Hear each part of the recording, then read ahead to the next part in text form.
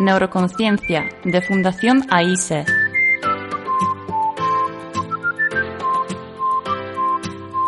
Con Juan Anaya.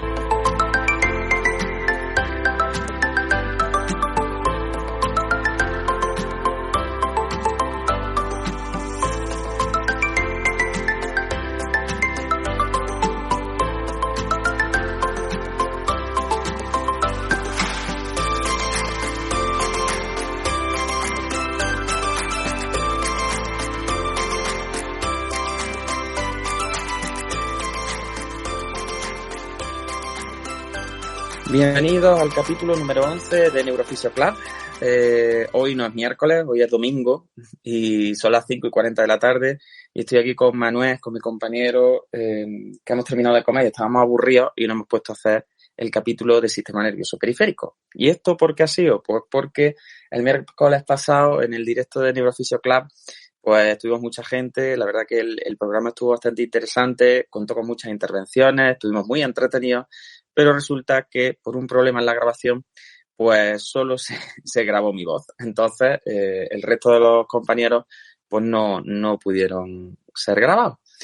Como llevamos el podcast bastante al día y la verdad que nos está gustando un poco tener los capítulos ahí ordenados, pues porque al final nos sirve también a nosotros para saber qué temas hemos tratado a largo plazo, por establecer conversaciones también dentro del grupo de Telegram, pues hemos decidido que vamos a regrabar el episodio contando un poco de todo lo que hablamos el miércoles y colgándolo en el podcast pues para la gente que no pudo estar en el directo. Así que esto va a ser un poco un pimpinela porque, claro, evidentemente el horario ya está fijado los miércoles a las 8 de la tarde. Yo animo a que vengáis a Clubhouse a escuchar los directos y fuera de ese horario pues cuesta mucho trabajo organizar otra vez a todo el mundo para poder charlar sobre un tema.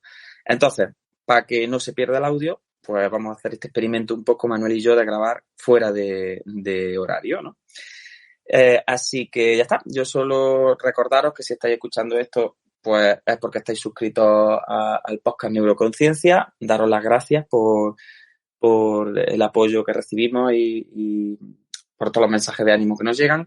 Recordaros que desde hace poco ya se puede uno suscribir o hacerse fan del podcast en iVoox por muy poquillo dinero, creo que es una donación de 1 euro y pico o 2 euros, pues podéis acceder a capítulos exclusivos, que los capítulos entren antes, se quita la publicidad, en fin, son una serie de cosas buenas para los mecenas porque las donaciones van directamente a la Fundación AISE. Entonces, creemos que es muy guay tener este tipo de contenido también un poquillo, pues para la gente que esté más interesada, que pueda acceder a él. Hemos empezado con el capítulo del directo del viernes pasado, que fue la revisión del examen de la 6ª edición del máster en neurofisioterapia, del examen del primer curso, y razonando las 30 preguntas una por una, me marco yo ahí un solo, luego al final me apoyan un poco, pero creo que puede estar interesante. Así que no os preocupéis, el podcast va a seguir teniendo muchísimos episodios en abierto. De hecho, los capítulos de Neurofisio Club de toda la semana van a seguir estando en abierto, pero luego pues va a haber la opción también para la gente que quiera donar a la fundación, pues de acceder a cursos, acceder a episodios exclusivos, al histórico a lo mejor más a largo plazo y esas cosillas así. Pero bueno, el grueso del podcast sigue estando en abierto y va a seguir estando en abierto siempre mientras nosotros nos encarguemos del programa. Así que venga, sin entretenerme mucho más, Manuel Jesús Quintero Pérez, compañero, socio, amigo, neurofisioterapeuta de la Fundación AISE. ¿Cómo tienes el cuerpo para marcarte un pimpinela conmigo hablando de periférico? Pues muy buenas tardes, Juan. La verdad es que como tú has comentado, es un poco una pena que nos tengamos nosotros que marcar este pimpinela, porque la verdad es que quedó un programa sobre todo bastante coral y bastante variado. Intervino Pablo, intervino nuestro compañero Cedri, intervino también Ethan, intervino bastante neurofisioterapeuta, pero la lástima de los problemas del directo que no se grabó bien. Y la verdad es que es una pena que no nos pueda acompañar, sobre todo Pablo Bouza, que nos dio como una super clase magistral de periférico, como buen profesor de periférico del máster de neurofisioterapia. Y bueno, pues vamos a intentar marcarle un pimpinela y salvar un poco los muebles, porque sí es verdad que este capítulo yo lo he comentado con Juan, lo comenté con Juan, que era un capítulo que tanto a él como a mí me lo habían nos habían preguntado por él ya no solo fisioterapeutas neurológicos, sino también fisioterapeutas más que se dedican a, pues, a la musculoesquelética, a la clínica diaria, que nos habían preguntado cuando habíamos anunciado que íbamos a hablar. Sí, verá que yo creo que es un tema que está un poco a caballo entre estos dos ámbitos de la fisioterapia, y creo que es un capítulo que puede abrir un poquillo esos lazos y que puede...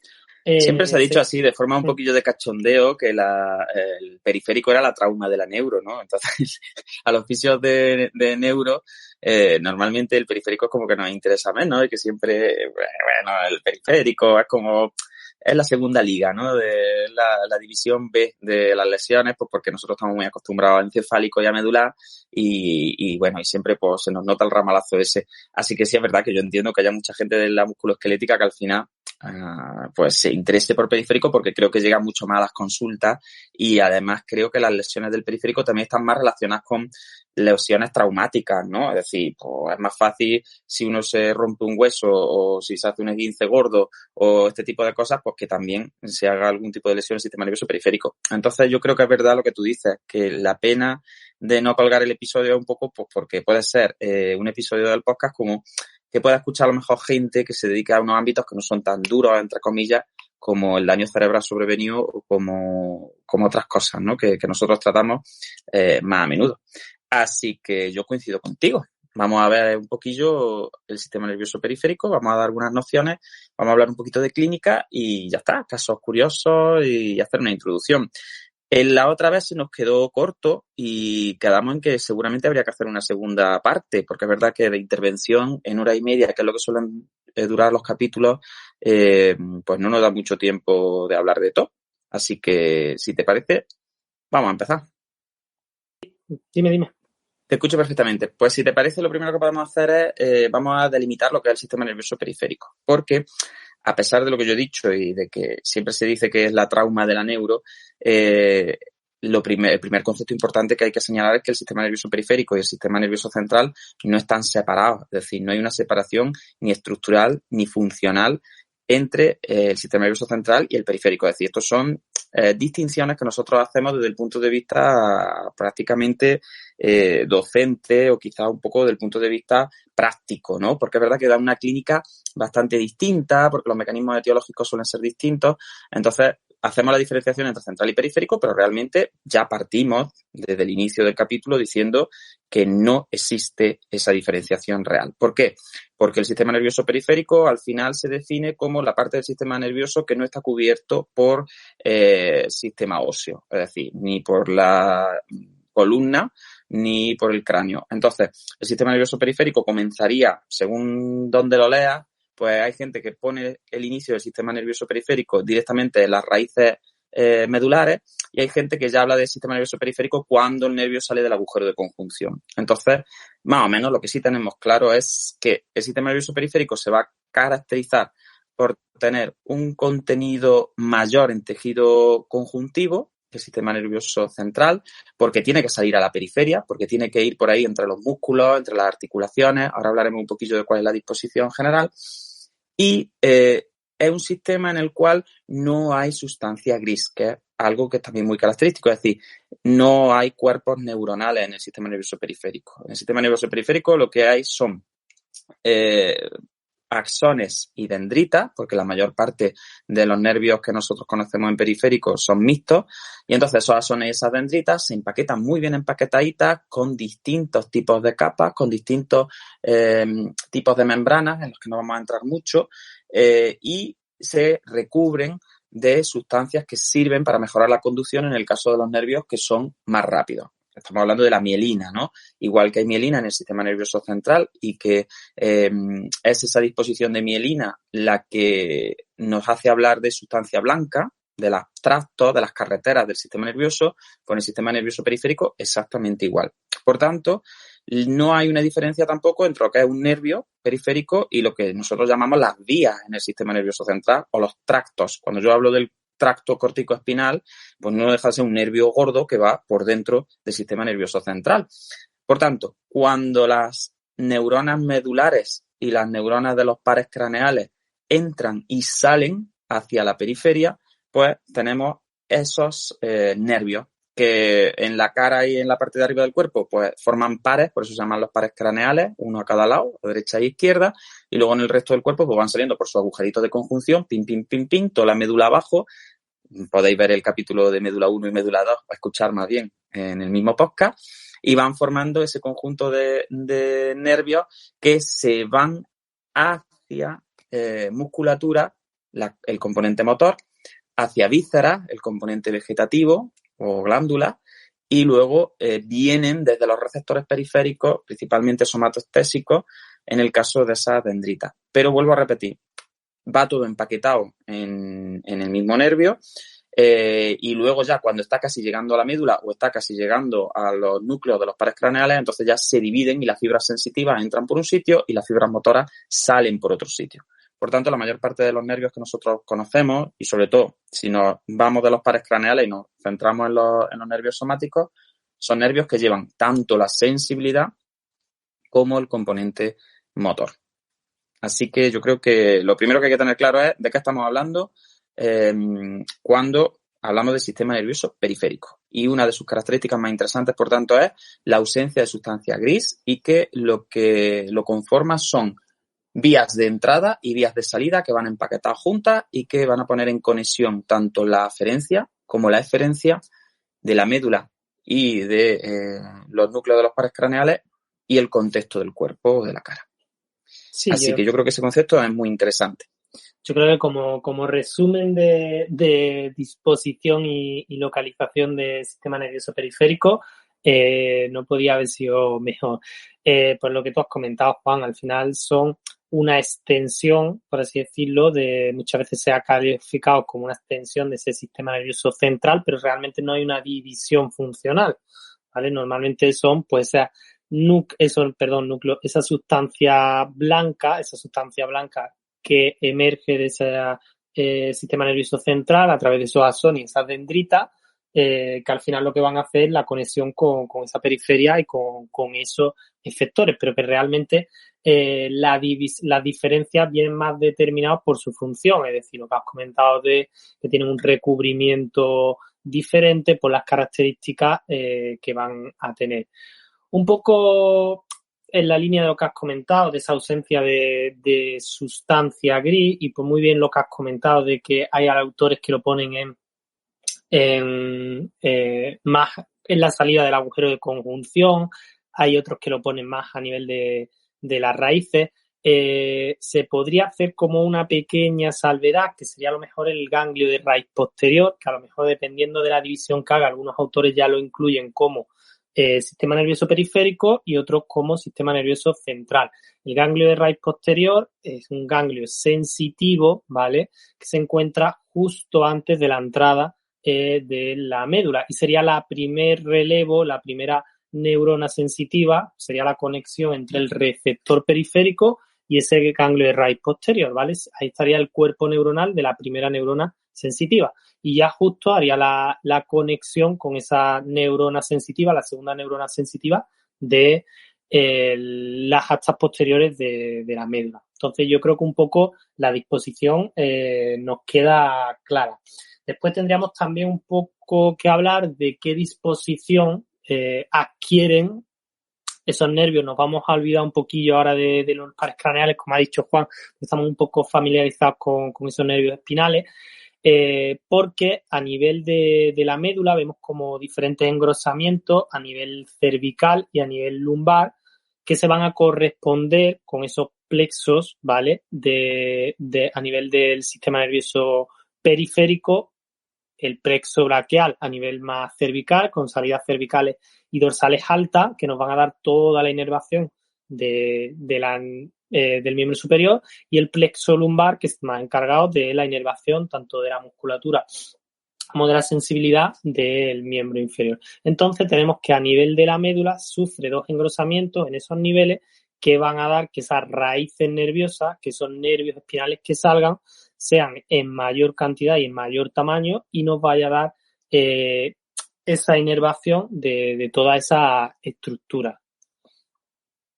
Sí, efectivamente. Al final la clínica también va a depender mucho de eso, porque por ejemplo el plexo braquial, que sabéis que, bueno, con los nervios pasa como con los músculos y con todo. No todo el mundo tiene exactamente las mismas raíces nerviosas participando en los mismos plexos y todo este tipo de cosas, ¿no? Es decir, hay cierta variabilidad, pero dentro de la variabilidad pues también hay cierta continuidad. Entonces, por ejemplo, en el caso del plexo cervical, C5D1 más o menos, ¿no? Con aportaciones constantes de C4 y en algunos casos de T2 también, pues lo que tenemos ahí, ¿por qué se engrosa la médula? Como decíamos en los capítulos y como ha comentado Manuel, pues porque al final ahí tenemos muchas motoneuronas que van a estar encargadas y muchas neuronas sensitivas que van a estar encargadas de esa especie como de apéndices que le salen al tronco, que son los miembros superiores. Y abajo en el plexo lumbar pues ocurre exactamente lo mismo.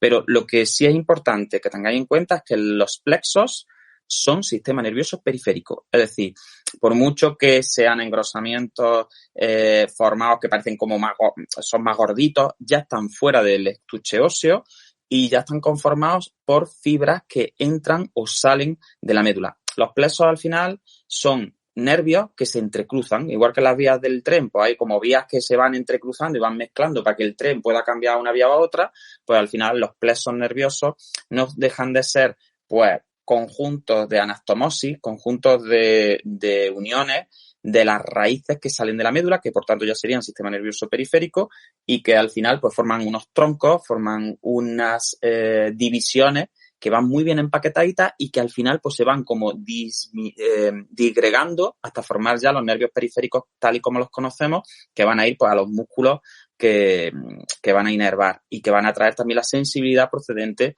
de esas zonas musculares. En el sistema nervioso periférico está todo bastante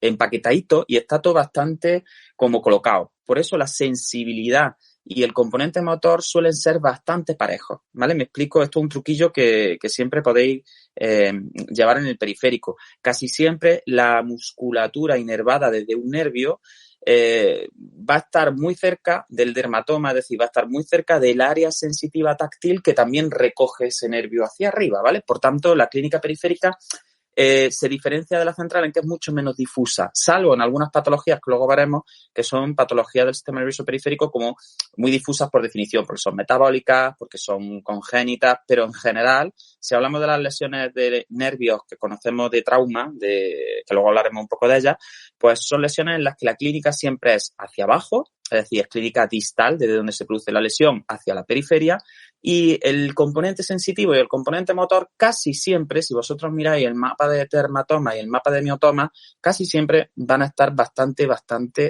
cerquita y bastante relacionados. Por tanto, idea importante, el sistema nervioso periférico no contiene gran cantidad de sustancia gris, es prácticamente todo sustancia blanca, por tanto son vías de comunicación, pero no dejan de ser pelillos que les crecen a las neuronas que están en la médula. Es decir, son como los brazos de las motoneuronas y de las neuronas sensitivas del ganglio de raíz posterior que comentaba antes Manuel, y esos brazos se van hacia los músculos, se van hacia la periferia, pero son al final las mismas células, ¿vale? Son células muy grandes, por tanto, fijaros el tamaño que tiene una célula que tenga su cuerpo neuronal en la cola, bueno, en la cola de caballo no, porque hay muy pocos cuerpos neuronales, pero imaginaros una T12 o una L1 que hay en la zona ya en la que empieza más o menos el cono medular y la cola de caballo hasta que baja al dedo chico del pie. Es decir, es una célula muy grande y muy larga. Pues esos filamentos son los que van a conformar el sistema nervioso periférico. Si os parece, yo creo que lo de los plexos ha quedado ya más o menos claro, por tanto, mucho cuidado porque la lesión de un plexo nunca va a generar clínica del sistema nervioso central, que por ahí he visto en algunos sitios que se confunden a veces, y nunca van a generar clínica medular. La clínica del sistema nervioso periférico es mucho más parecida a la clínica de segunda motoneurona medular, pero con algunas salvedades de las que hablaremos ahora, si os parece. Bien, Manuel, si quieres, por terminar un poco la presentación, lo que podemos hacer es hablar de la mielina y de los distintos tipos de nervios en referencia al grosor y a para qué sirve la mielina, sobre todo porque como luego van a dar tanta patología metabólica y tanta patología degenerativa, pues por contar un poquillo de dónde viene esta sustancia y qué funciones cumple. Por repasar, porque esto es de la carrera. Sí, yo creo que el único apunte que yo haría en el caso de los plexos, simplemente como tú bien has comentado, está muy ordenadito y muy bien empaquetado, y además no solo es que esté bien ordenado y bien empaquetado, sino que la disposición y la distribución el recorrido, por así decirlo, que tienen estos nervios, también está bastante bien ideado por el cuerpo, no es específicamente tonto, ya que el cuerpo tenía que lanzar un cable por algún lado, pues lo lanzó por el sitio que esos cables estuvieran bien protegidos, porque como has comentado, la clínica de plexo nos va a dar una clínica con bastante signos negativos y bastante incapacitante. Entonces ya después lo veremos en el capítulo de clínica. El cuerpo le interesa proteger ese plexo y siempre va por zona donde sea menos sensible a esas tracciones y a esas líneas. Entonces sigue un recorrido bastante funcional. Bueno, y ahora recogiendo un poco la pregunta sobre la mielina y además, como has comentado, de esa sustancia blanca, de esa utilidad del sistema nervioso como vías de comunicación, ¿vale? Del sistema nervioso. Primero tenemos que entender cómo se comunican las neuronas y las neuronas al final, lo primero es que se comunican mediante potenciales de acción, ¿vale? Los potenciales de acción es una despolarización de la membrana que se transmite a través de todo el axón. Y ahí es donde nos va a ayudar un poco la mielina a que ese axón sea más eficiente. La otra forma de comunicación de la neurona entre las neuronas es a través de la sinapsis, ¿vale? Las neuronas no se tocan unas con otras, sino que cuando termina el axón de la neurona que se ha despolarizado, llega el potencial de acción a ese final de axón, ese botón, y se produce una serie de cambios y esa neurona lo que hace es liberar una serie de neurotransmisores a la hendidura sináptica y esa hendidura sináptica va a provocar una serie de cambios. Esos neurotransmisores, que están en la hendidura sináptica van a provocar una serie de cambios en la siguiente neurona que si se dan en un umbral pues van a despolarizar y es como que se va transmitiendo esa comunicación. Entonces, si tenemos que resumir cómo se comunican las neuronas, pues a través de potenciales de acción y a través de liberación de neurotransmisores. Si nos quedamos un poco con los potenciales de acción, que hemos dicho que es una despolarización, es decir, un cambio en el potencial de la membrana, y principalmente se da por apertura y cierre de determinados canales iónicos, ¿vale? Se abren una serie de canales, entran una serie de iones con una determinada polaridad y eso hace que la neurona pues cambie su polaridad. Llega un momento que se llama umbral, el umbral de despolarización, que se produce y entonces esa despolarización, esa potencialización se transmite hacia el axón. Entonces, ¿qué es lo que hace el sistema nervioso? Pues a través del sistema nervioso tanto periférico como central, lo que pasa es que en el periférico pues lo encontramos de forma específica, más específica, se da, esas fibras de sustancia blanca tienen un recubrimiento de mielina, ¿vale? Concretamente, el sistema nervioso periférico se produce por las células de Schwann, ¿vale? Y lo que van haciendo es creando como pequeños bloques de mielina. Si tenemos, imaginaros un axón largo, pues se producen pequeños bloques de mielina, un espacio sin mielina, pequeños bloques de mielina, un espacio sin mielina, y eso hace que la conducción del potencial de acción sea saltatoria, lo que se llama conducción saltatoria. ¿Por qué? Porque la conducción del axón, como bien he dicho, es una despolarización de la membrana, va por fuera. No tenemos que imaginar como si fuera el axón un cable que transmite la energía. Nosotros un cable de la luz, la energía, la luz, la electricidad se conduce por el medio, justo por la mitad del cable. No, en el axón se conduce por fuera. ¿Y por qué se produce esa conducción saltatoria? Y gracias a esa mielina que produce como los nódulos de Ranvier que se llaman, que van haciendo que la conducción sea saltatoria. Lo primero es que hacen que la conducción sea más rápida, ¿vale? Porque tenemos menos cantidad, menos superficie de membrana que despolarizar. Entonces hace que la conducción sea más rápida y además sea menos costosa a nivel de metabólica, ¿vale? Porque otro concepto clave que nos introdujo el otro día muy bien Pablo y que recojo yo para traeros hoy es que nos creemos que el sistema nervioso periférico no consume energía y eso es falso, ¿vale? El sistema nervioso periférico consume y mucha energía, por eso es tan susceptible a muchas patologías metabólicas ¿Y por qué consume energía? Pues lo que os he comentado, al final es muy dependiente de esos voltajes, de esa polaridad de la membrana, esa apertura y de ese cierre de canales iónicos, y esa vuelta a la calma, vuelta a la polaridad, normalmente requiere que esos canales de iónicos pues tengan un gasto energético, tanto para introducir como para sacar iones de esa membrana. Por tanto, conceptos clave, la comunicación entre las membranas se produce por potenciales de acción y liberación de neurotransmisores. Los potenciales de acción tienen una conducción saltatoria en las fibras mielínicas, ¿vale? Las que tienen una alta cantidad de mielina a través de esos nódulos de Ranvier, que primero nos van a ahorrar el gasto energético, el gasto metabólico, y segundo, van a hacer que la conducción sea más rápida. Por tanto, podemos definir esas fibras del sistema nervioso periférico en fibras mielínicas, que es que tienen una gran cantidad de mielina, que son las fibras como más rápidas, conducen más rápido, y la fibra amielínica. Normalmente las fibras mielínicas se caracterizan por tener un mayor tamaño y una velocidad de conducción mayor. Pues, por ejemplo, si tuviéramos que poner algún ejemplo, pues la típica vía piramidal en la que yo necesito hacer una contracción de un músculo, en la que yo tengo que mandar una eferencia, pues a mí como ser vivo me interesa que esa eferencia sea rápida para que sea adaptativa. Y mucho pasa bastante similar con la eferencia. Cuando es una eferencia, sobre todo más localizada desde receptores periféricos, pues nos interesa que esa conducción sea rápida y llegue a los centros de procesamiento lo más rápido posible.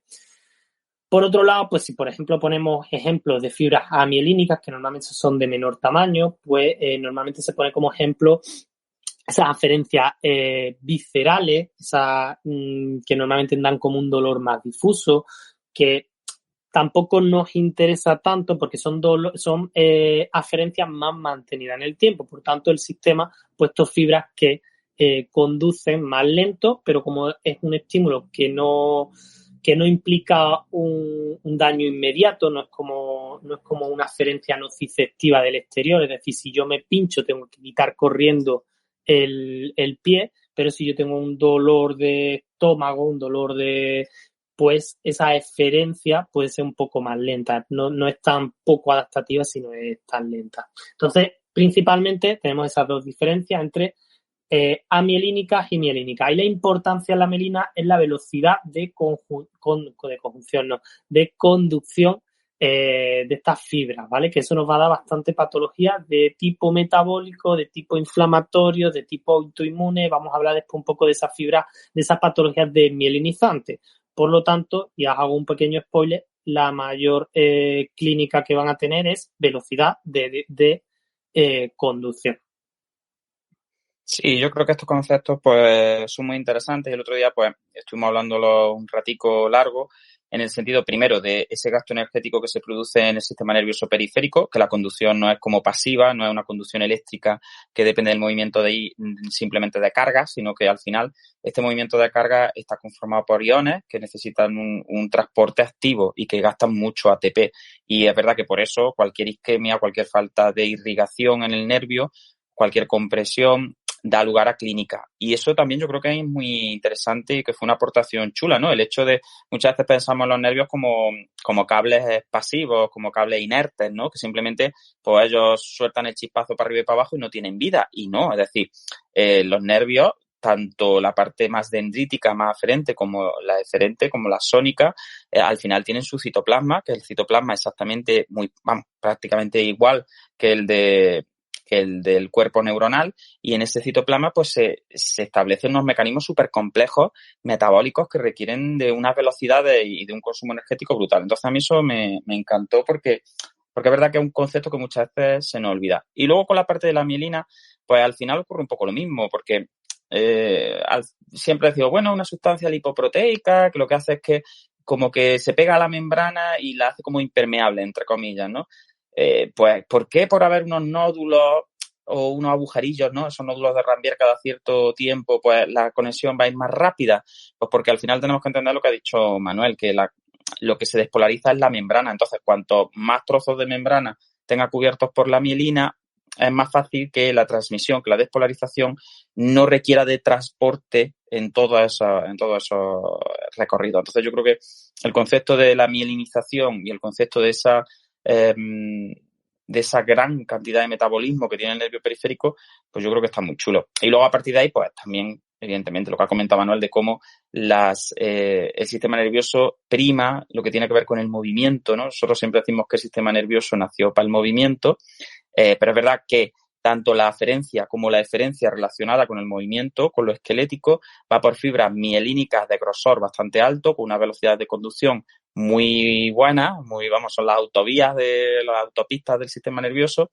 Y sin embargo, conforme nos vamos a formas de sensibilidad menos relacionadas con la regulación en automático del movimiento o con la ejecución, como en el caso de los axones, pues como que van perdiendo ya capas de mielina, se van haciendo más finitas y conducen más despacio, ¿no? Entonces, yo creo que estos tres conceptos son muy importantes a la hora de entender la patología neural, porque muchas veces, y eso ya lo incluíamos también antes o lo introducíamos, parece como que la única patología traumática nerviosa es el corte de un nervio, ¿no? Parece como que hay que seccionar un nervio para que funcione mal, pero ni mucho menos. Es decir, el nervio es muy sensible a la compresión, es súper sensible a la tracción, por eso se colocan en el cuerpo siguiendo las líneas de tracción mínima, ¿no? Como decía antes Manuel, siguiendo esos patrones de PNF que nos enseñan en la carrera, que son esos precisamente porque van respetando las torsiones óseas y la disposición muscular, tendinosa, para intentar proteger un poco al nervio y llevarlo hacia afuera, hacia la periferia,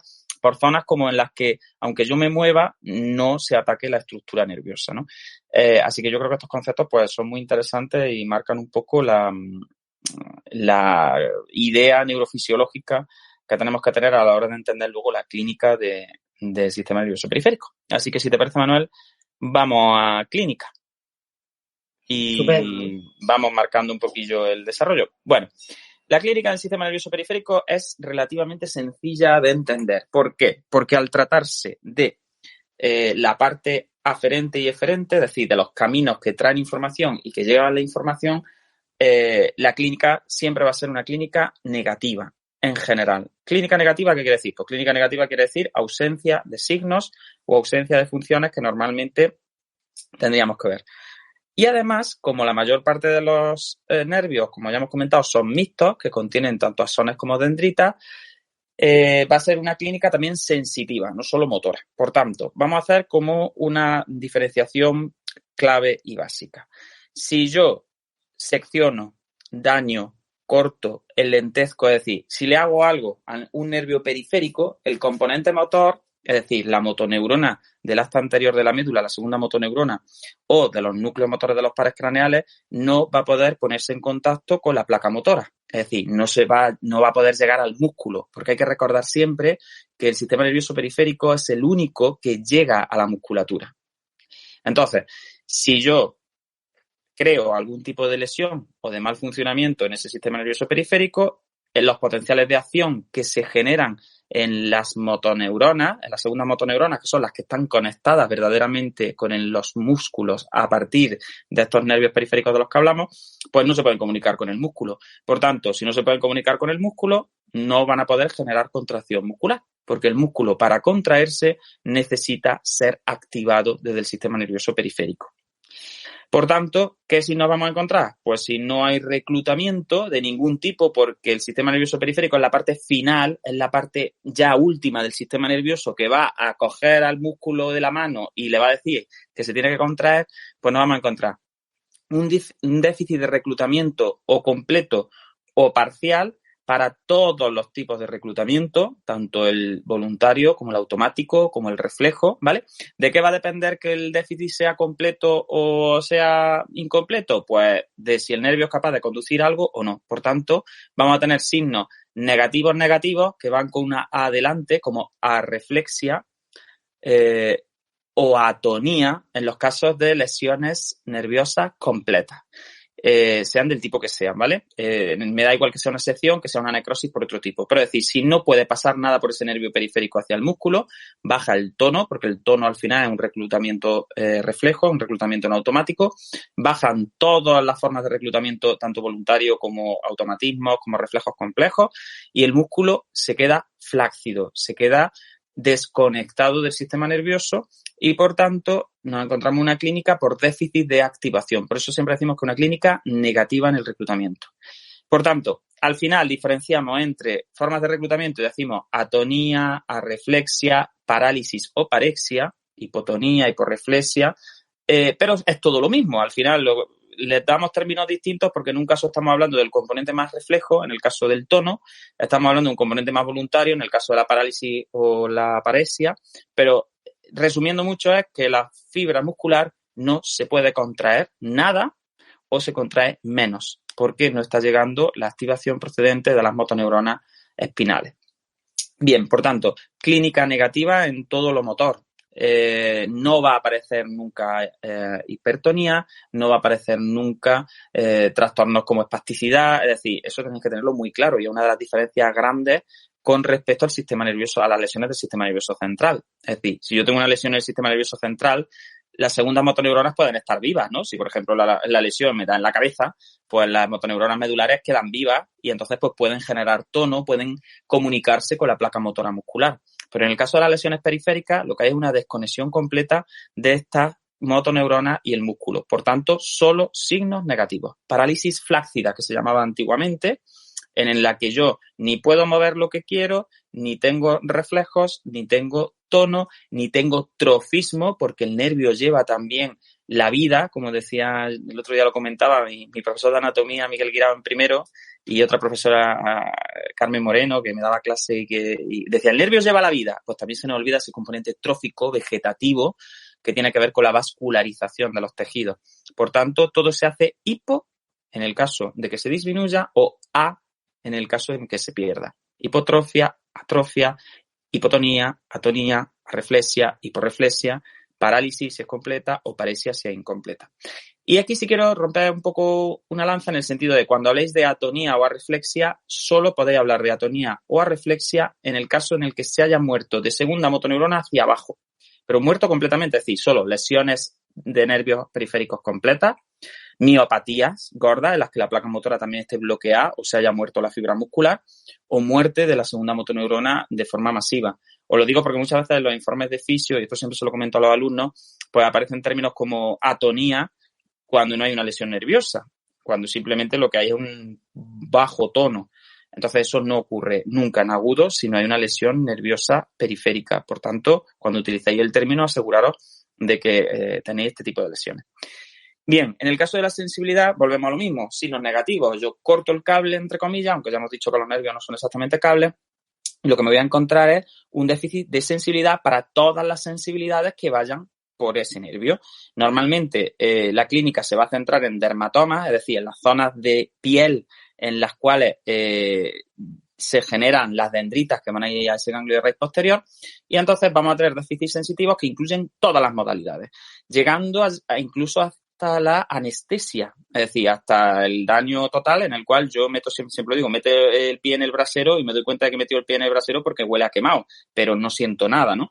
Desde la anestesia, que sería la pérdida completa de todas las modalidades sensitivas somáticas, pues luego hacia arriba hay pues muchas cosillas que son menos graves, ¿no? Entonces, pues hablamos de hipoestesia y hablamos de fenómenos que son como formas de sensibilidad alteradas. Las parestesias, las disestesias, es decir, esos hormigueos, sensaciones raras que se producen sensitivas, pues también se pueden producir por estas lesiones periféricas. A menudo el paciente lo que refiere pues que es la zona del cuerpo acolchada, que es como si fuera de plástico, que la tiene fría, que pesa mucho, que todo este tipo de cosas, que la tiene como muerta, te dicen muchas veces, ¿no? Por lo que os digo también del componente trófico. Muchas veces, pues, se altera también la coloración de la piel, se altera, pues, se cae el vello, aparecen sudoraciones raras, por ese componente también vegetativo que va por las zonas del sistema nervioso periférico. Ahora bien, ¿Toda la clínica que da el sistema nervioso periférico es negativa? Sí, la verdad es que sí. Lo que pasa es que hay veces en las que las lesiones nerviosas generan alteraciones sensitivas aberrantes, generan dolores neuropáticos, generan parestesias muy gordas, y entonces eso hay autores que lo consideran signos positivos, porque aparece un dolor muy fuerte, ¿no? Pero al final, la mayor parte de los autores coinciden en decir que este tipo de dolores que aparecen después de una lesión periférica no dejan de ser también la expresión de un déficit que está siendo mal integrado por el sistema nervioso central. Pero no es que aumente la conducción del nervio, que haya un signo positivo porque aparezca una conducción exagerada del nervio, sino que lo que ocurre es pues, que hay una mala interpretación o una interpretación exagerada de la aferencia que está llegando desde el área lesionada. Lo que pasa es que, bueno, también si nos vamos desde el punto de vista neurofisiopatológico, pues a veces también se da un aumento de los potenciales de membrana en la zona de la lesión, y también puede haber casos en los que sí se produzca algún tipo de neurinoma, se produzca algún tipo de estructura en la degeneración del nervio periférico que pueda dar lugar como a sensibilidad creada de alguna manera, es decir, como a que se dispare más ese nervio y entonces genere dolor.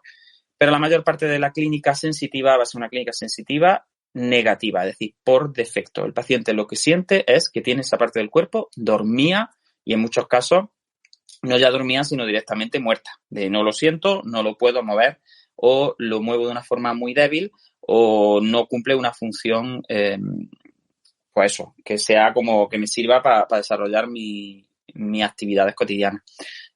Lo que sí quiero volver a remarcar es que en el caso del periférico las disfunciones están localizadas muy bien empaquetadas y podemos hablar de si te lesionas este nervio vas a tener problemas en estos músculos en concreto y en estas áreas cutáneas en concreto, y eso nos da muchas pistas a la hora de hacer los diagnósticos desde el movimiento en fisioterapia, ¿vale? Porque a diferencia del sistema nervioso central, como ya estamos hablando de la parte final, pues como que ya se afecta solo de ahí hacia abajo y suelen ser una clínica como mucho más localizada. Por eso ya os digo que se parece un poco más a la clínica de trauma en muchos casos, porque el paciente viene con el pie o con la no sé cuánto tocado, pero el resto del cuerpo no tiene ningún otro signo, ¿no? Entonces, eso es muy importante. Y también otra diferenciación que quiero hacer con las enfermedades de segunda motoneurona, que el otro día lo comentábamos, al final si a mí alguien me dijera que una lesión de un nervio periférico es una lesión de segunda motoneurona, yo no le podría decir que no, porque realmente lo que está lesionando en el sistema nervioso periférico en cuanto al componente motor es el axón de la segunda motoneurona. Pero claro, en clínica solemos hacer una diferenciación entre periférico y segunda motoneurona, porque periférico es cuando tú alteras desde la médula hacia afuera y segunda motoneurona se refiere a cuando se está produciendo la muerte neuronal difusa muchas veces, o porque hay una hemorragia o por cualquier otro tipo de cosa, o porque tiene una enfermedad neurodegenerativa en la que están muriendo los somas de las motoneuronas en la propia médula. Por tanto, cuando hablamos de clínica de segunda motoneurona, nos solemos referir a cosas que están pasando en la médula, en las astas anteriores medulares o en los núcleos motores de los pares craneales. Y cuando hablamos de periférico, pues ya, aunque sea la segunda motoneurona también en el componente motor, porque es como el pelillo de la segunda motoneurona, ya no se le suele llamar enfermedad de segunda motoneurona ni se le suele denominar así, aunque la clínica en lo motor sea idéntica. Es decir, la clínica de segunda motoneurona y la clínica de periférico son idénticas en lo motor. Son déficit por hipo o por A activación, es decir, son déficit negativos, signos negativos. La gran diferencia entre los dos tipos de enfermedades, por tanto, les daría el componente sensitivo, que en las lesiones periféricas sí hay alteración sensitiva primaria, porque el nervio es mixto y lleva las dos componentes, y sin embargo, en la enfermedad de motoneurona, en la que solo se están muriendo, bueno, solo con muchas comillas, las motoneuronas espinales, pues al final no hay trastornos sensitivos primarios. Por eso es verdad que en neurofisioterapia nos asusta mucho cuando aparece un déficit motor, por ejemplo, en un miembro superior, ahí de una forma difusa, con una pérdida de fuerza en la cual el paciente empieza a que se le caen las cosas, empieza a relatar como que pierde funcionalidad motora en esa parte del cuerpo, y eso no se acompaña de ningún signo sensitivo, pues eso a nosotros nos mosquea más que cuando se acompaña de un signo sensitivo, porque cuando se acompaña de un signo sensitivo puede ser un túnel carpiano, puede ser que una compresión de un nervio periférico tranquilamente. Sin embargo, si no hay ningún tipo de clínica sensitiva, pues sabemos que puede haber solo componente motor y al haber solo componente motor puede ser algo más de tipo motoneurona. Entonces, yo creo que esa sería como la gran clasificación de signos clínicos en segunda motoneurona. Por tanto, resumiendo mucho, signos negativos generalizados, sea por abolición o sea por déficit en lo motor y en lo sensitivo, y la salvedad de que en lo sensitivo hay gente que habla de signos positivos cuando habla del dolor y cuando habla de esas sensaciones aberrantes que pueden venir tanto por la propia lesión estructural del nervio como por una mala interpretación o una interpretación sesgada ya en los centros sensitivos, tanto medulares como talámicos o en las cortezas somatosensoriales. Así que yo creo que con eso, más o menos, la clínica la tenemos lista, Manuel. Estupendo. Pues si te parece bien, Juan, nos podemos ir a la neurofisiopatología, nos podemos ir hablando ya de mecanismos lesionales del sistema nervioso periférico y, hombre, yo creo que si nos tenemos que ir al más famoso y más, quizá más conocido, nos tendremos que ir a esas traumáticos, ¿vale? A la etiología traumática del daño nervioso periférico. Etiología traumática, no solo hablamos de secciones, de corte directamente que produzcan una lesión del sistema nervioso periférico, también podemos hablar de tracciones excesivas, podemos hablar de compresiones, podemos hablar sobre todo las compresiones por tener un daño, por producir una isquemia de esa vascularización del sistema nervioso periférico que va a producir ese bloqueo de la conducción. Por tanto, siempre tenemos los típicos, se cortó mientras que cortaba jamón, se cortó el tendón y se llevó también la rama del nervio.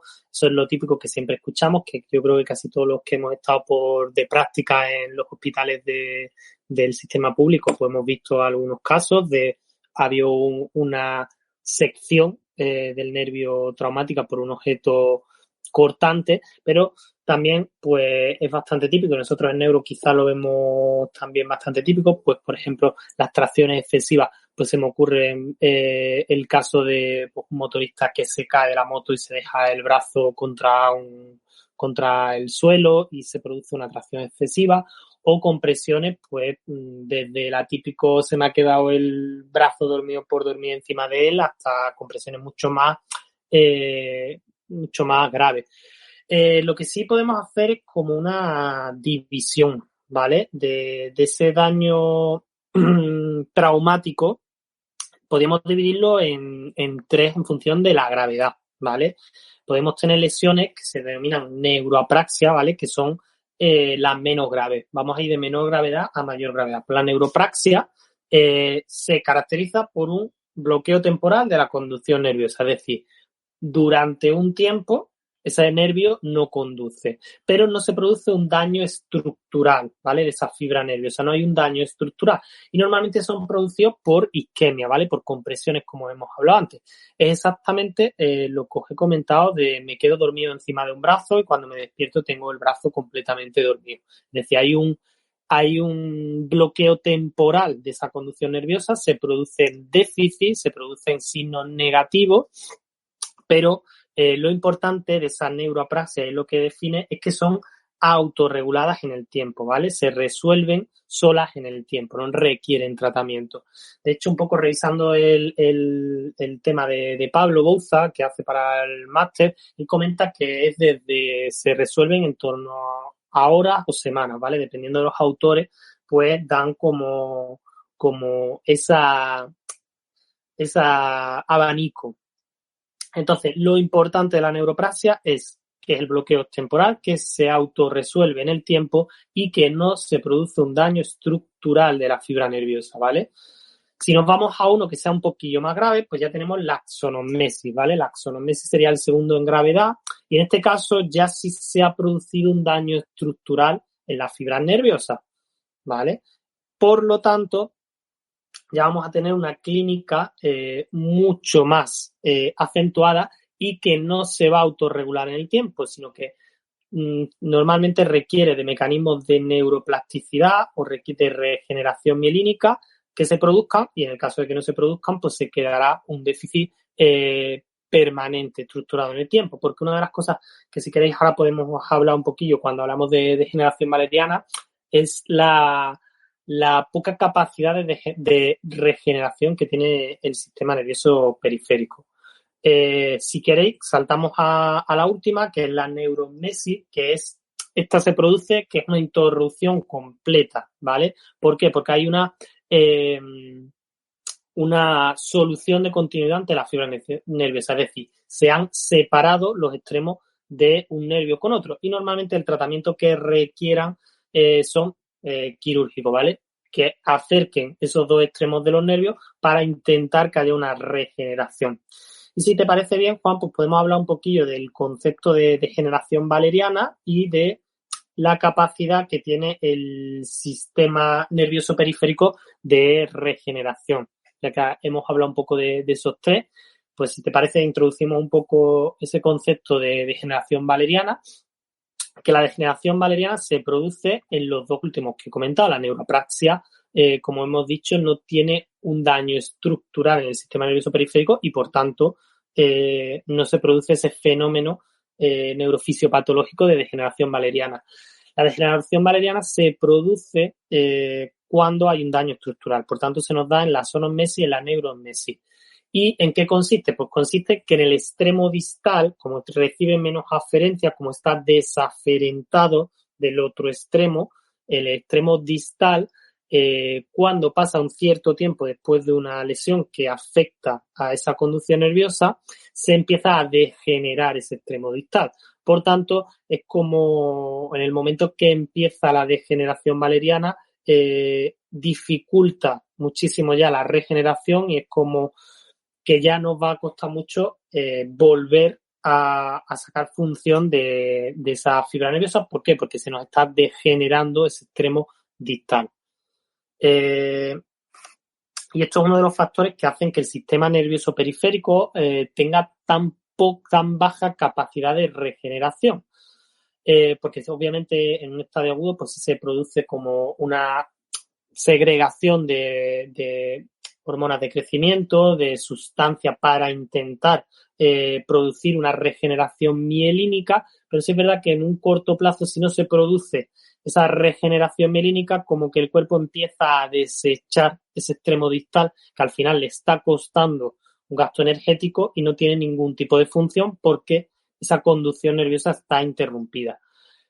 Normalmente, no sé un poco qué fechas maneja Juan, pero bueno, yo más o menos los autores que he escuchado normalmente sitúan estos extremos de regeneración mielínica, de esta ventana terapéutica del sistema nervioso periférico, que es mucho más marcada que el sistema nervioso central, en torno a 6 meses, 1 año, más o menos. Sí, la mala folla que tiene esto al final es que, sobre todo va a depender de la integridad de las membranas, porque lo que va a definir los grados de lesión que comentaba Manuel antes, sobre todo va a ser la integridad del epineuro. Es decir, al final, lo que tenéis que tener en cuenta es que el axón y la dendrita son una célula, es decir, pues eso, es un filamento de una célula, pero que tienen citoplasma, como os comentaba antes. Entonces, claro, en el axón hay un transporte de sustancias que mantienen la vida del axón, y ese transporte de sustancias, sabéis que hay uno que es anterógrado y otro que es retrógrado, es decir, que va como desde el cuerpo neuronal hacia el axón y hacia arriba también.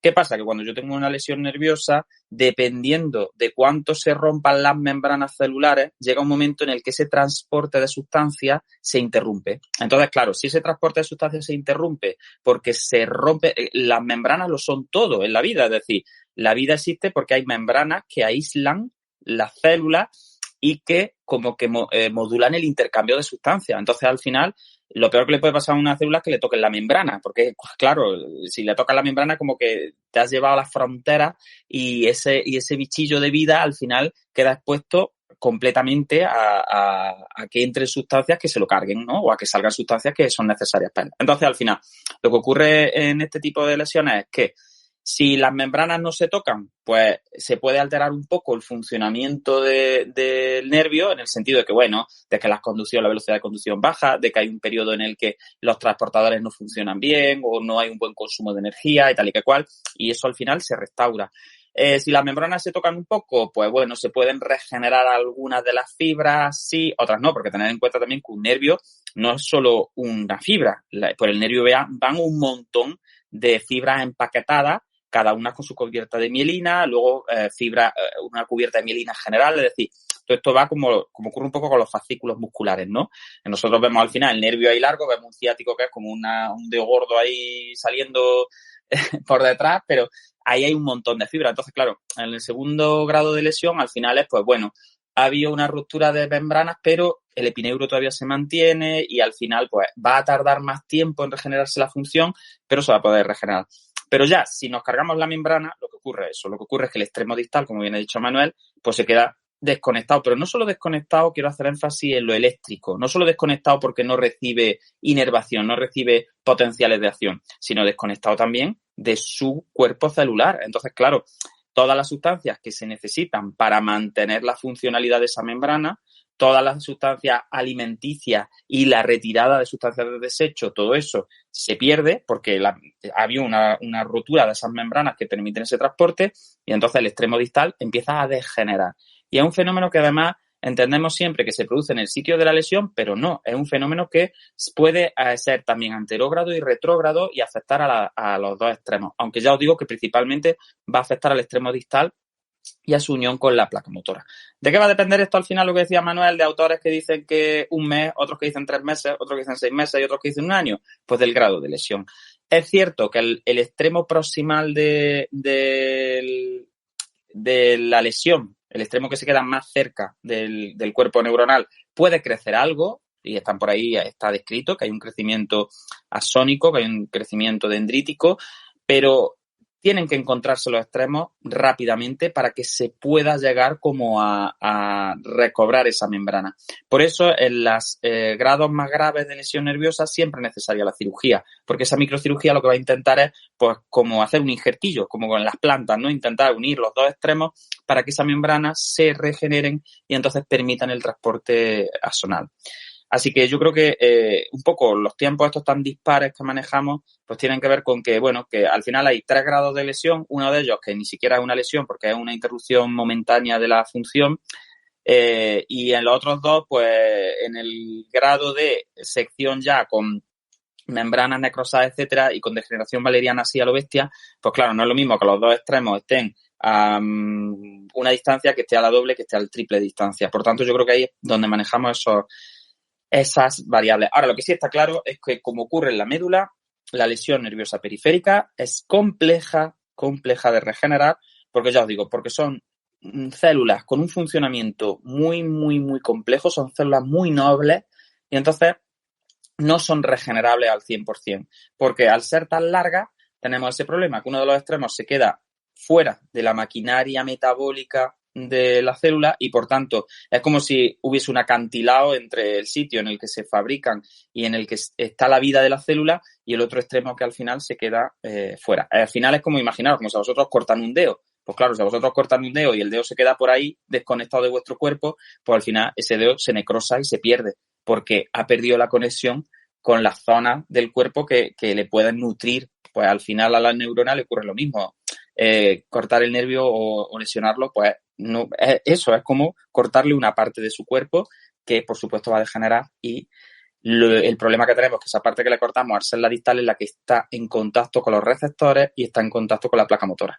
Por tanto, tiene esa mala follada, la degeneración valeriana, y por eso, aunque se ha avanzado mucho, sobre todo en cirugía, sobre todo la mayor avance ha sido en la microcirugía, que ahora ya los neurocirujanos tienen unas capacidades brutales de ya hacer operaciones súper específicas y utilizar materiales que facilitan la cicatrización y eso.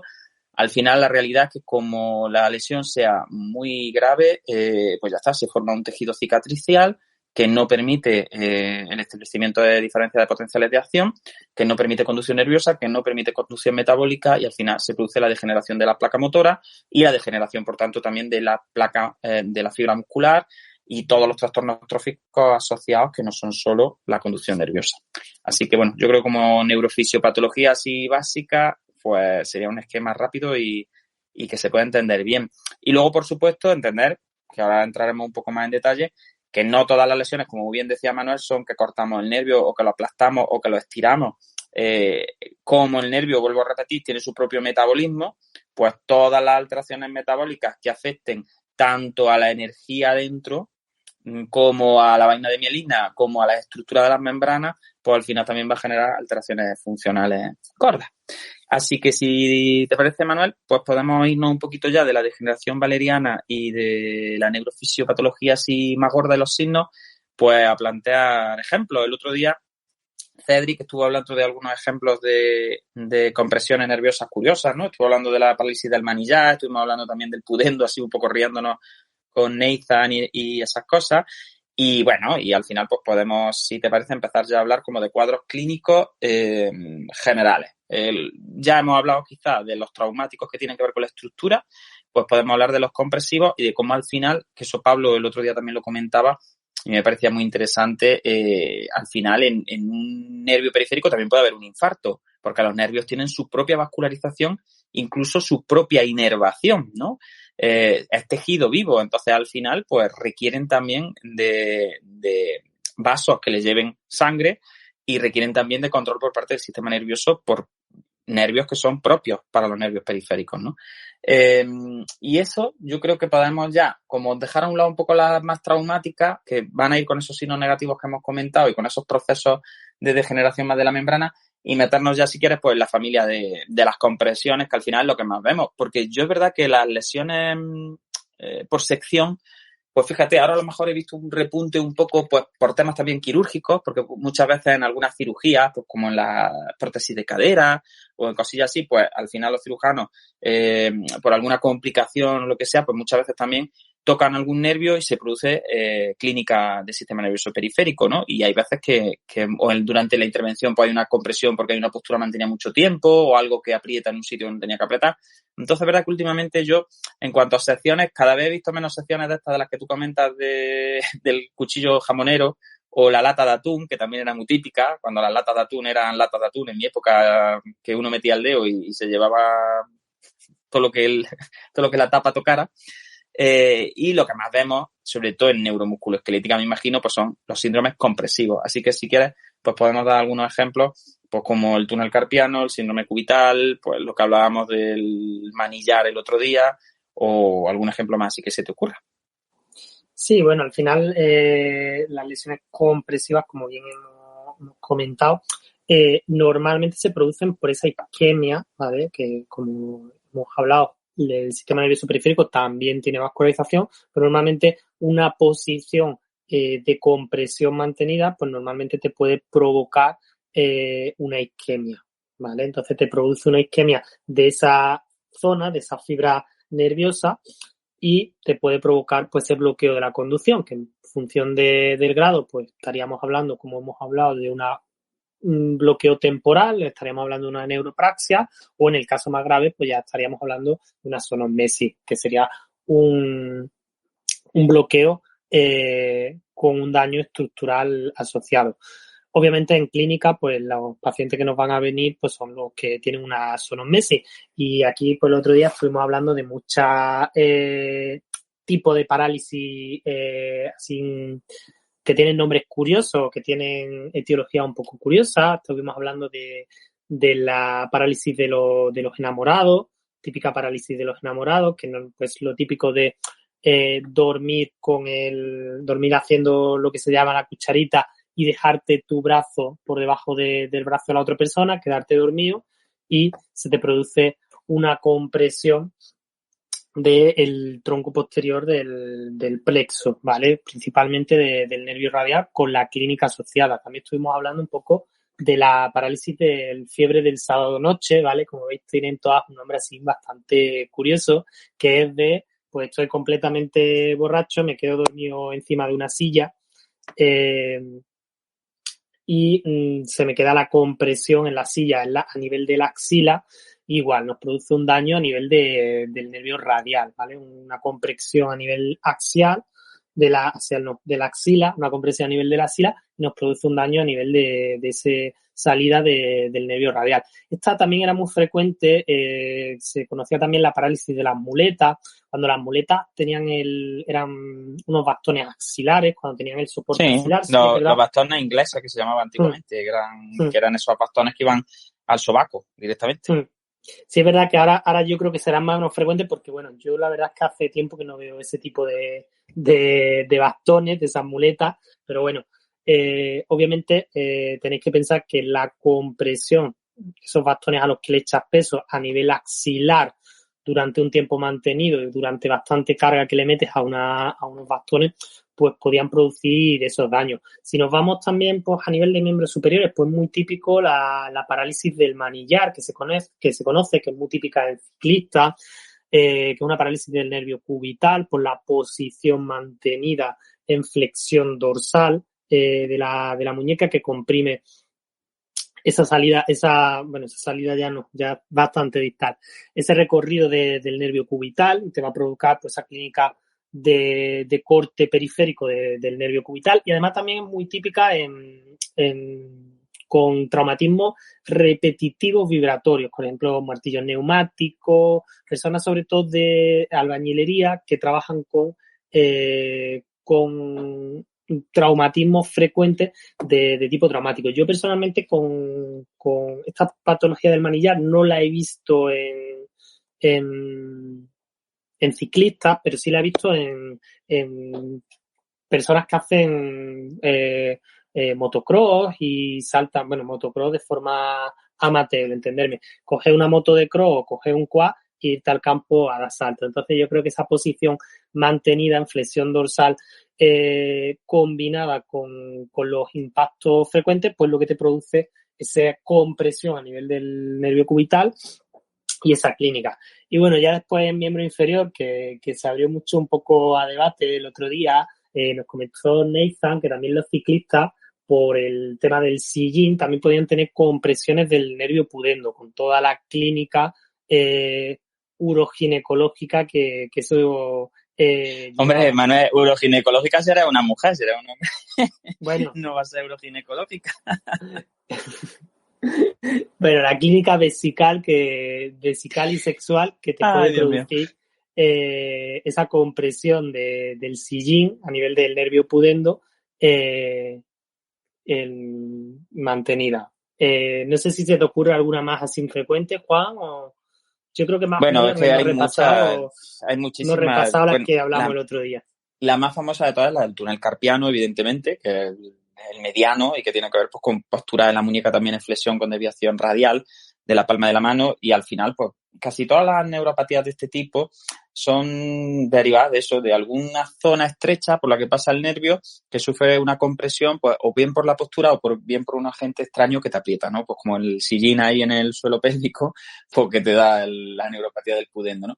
Y luego, pues hay muchísimas, ya no solo, fijaros, mononeuropatías, ¿no? Que afectan solo a un nervio, sino un ejemplo clásico que a mí se me ocurre, que la gente que trabaja con infantil ven mucho y que se trata en neuro, pero que al final no deja de ser algo también periférico, pues es la famosa parálisis braquial obstétrica, la PBO, que al final pues no deja de ser lo mismo. Ha habido algún momento en el que se ha hecho una tracción del miembro superior en el momento del parto o por ahí, ¿no? Que es un momento complicado y que de alguna manera pues se ha traccionado más de la cuenta del plexo braquial y te das cuenta que la criaturica pues tiene el brazo ahí extendido en rotación interna con la mano abierta y que según haya afectado a un tronco, a 2 o a 3 del plexo braquial pues puede dar una clínica brutal, ¿no? Y dejar un brazo pues que incluso si es muy grave llega a no crecer con el tiempo pues porque el componente trófico se pierde, se llega a atrofiar mucho y son parálisis que afectan y que dejan a una persona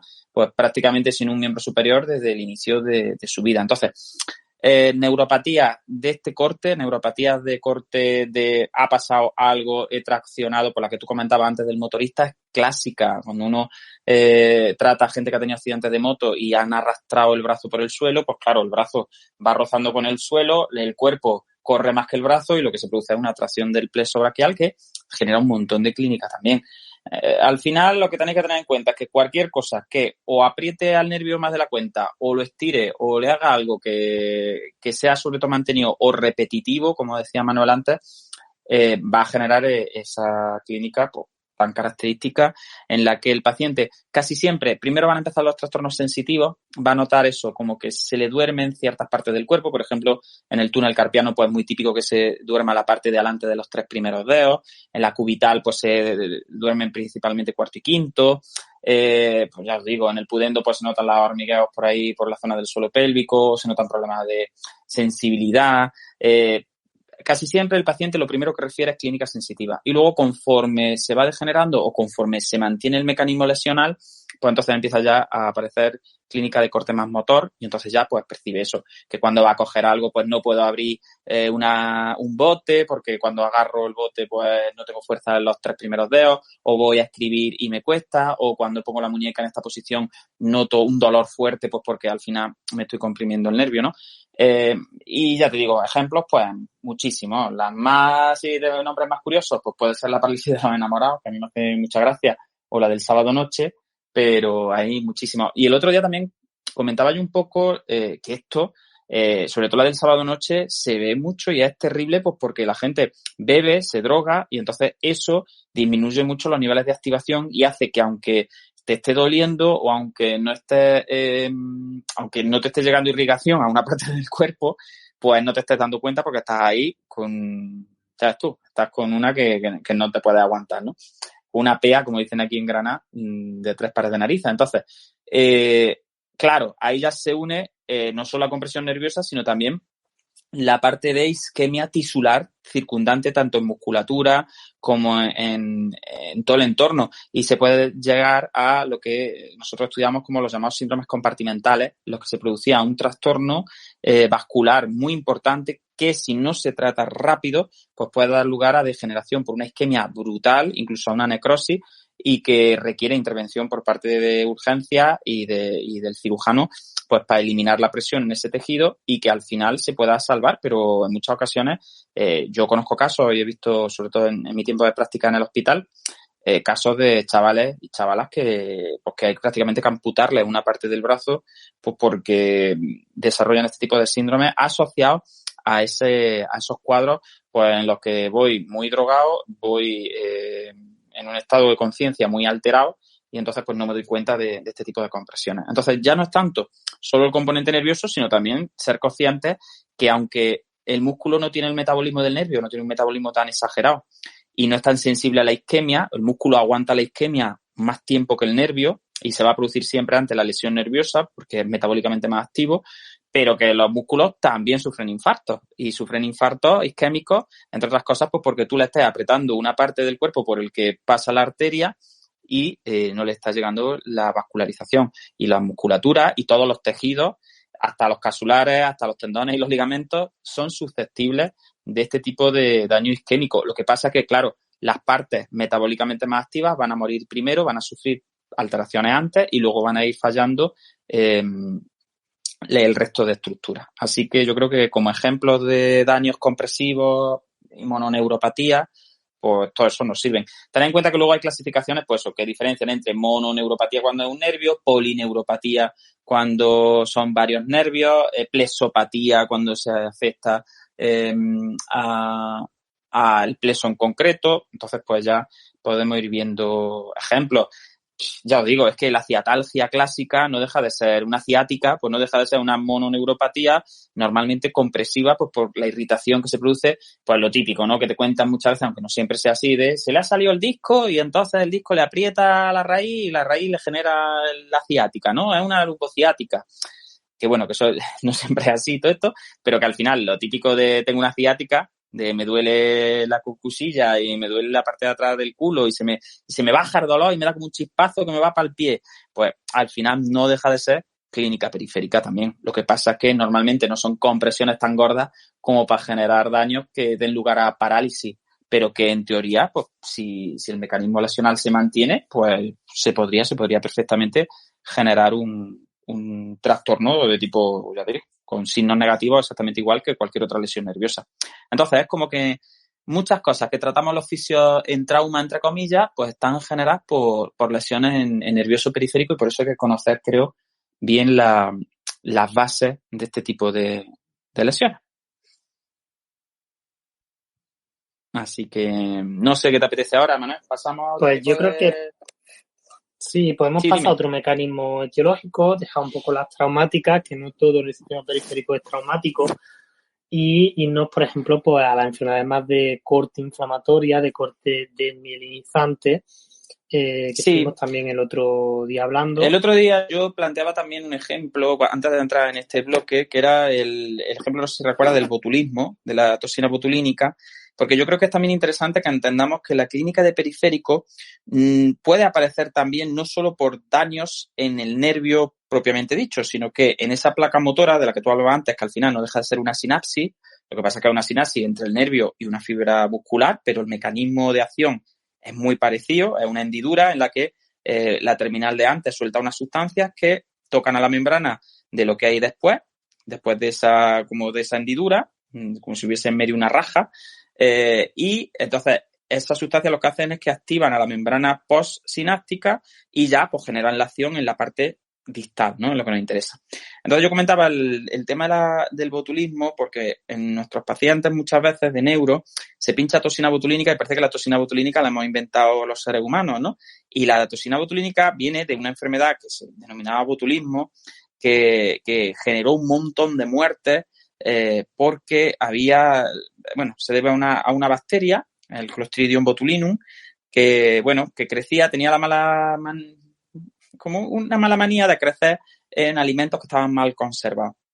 Ahora, con las técnicas de conservación modernas, en las que ya se añaden nitratos, en las que se calienta por encima de una cierta temperatura, en fin, ya es muy difícil ver botulismo, pero hubo una época, sobre todo siglos XVIII-XIX, en las que era bastante frecuente que los métodos de conservación de la comida no fueran tan avanzados y al final, pues, la ingesta de cualquier alimento que estuviera infectado por esta bacteria hacía que mucha gente muriera porque la toxina botulínica es una de las neurotoxinas más potentes de la naturaleza.